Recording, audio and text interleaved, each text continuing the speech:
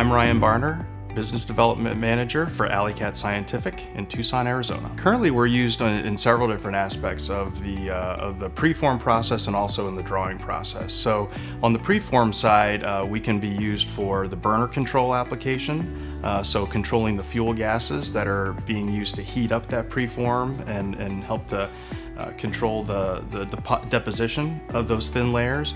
Also on the actual gases that are being used to create the very, very pure glass that's being deposited, we can be used on the control side of them as well.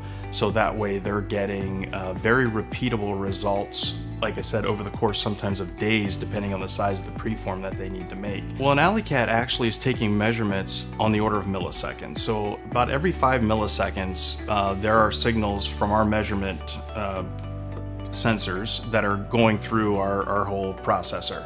And when it comes to the control of it, typically you're looking at a control situation at a set point of 50 milliseconds or less. And depending on the type of process and the pressures that it's operating at, we can actually help to tune that down sometimes to even sub 50 millisecond time frame. So it's one of those things that's somewhat hard to imagine when you think about, when people think about a second, 1/1000, 2/1000, and we're talking of milliseconds. So 1/1000th of a second in the time, less than the blink of an eye, you're getting several different types of measurements coming out of our product. So it's a very, very quick measurement. And once again, we're holding that repeatability and accuracy at that type of speed. With an Alicat, you not only get that mass flow measurement, but you also get pressure, you get volumetric flow, and you get temperature.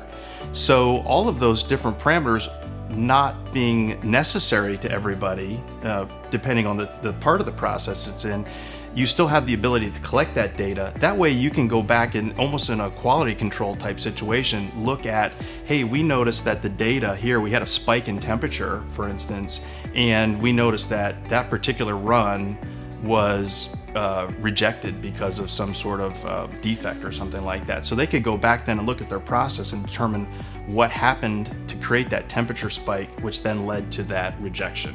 Typically, these signals are going into some sort of controller, PLC, that would then be able to interpret those signals. If it noticed a spike, let's just say, or a no-flow condition, let's say, it would shut down the line. As you go along, you find more and more manufacturers that they're used to an old way, if you will, of doing things, where you don't have the ability to adjust or start something and then be able to continue if an environmental condition change.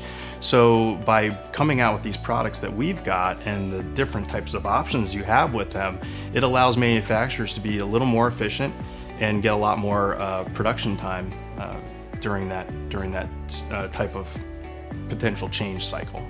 But once it's set up with the mass flow control, you know exactly what flow rates you need to maintain the temperatures that you're looking at, and it's repeatable, and you can also collect data from it. So again, if you have some sort of inconsistency in the glass, some of that feedback might help you identify what might have happened, and you're putting out a much better product. And it's typically a lot more efficient as well.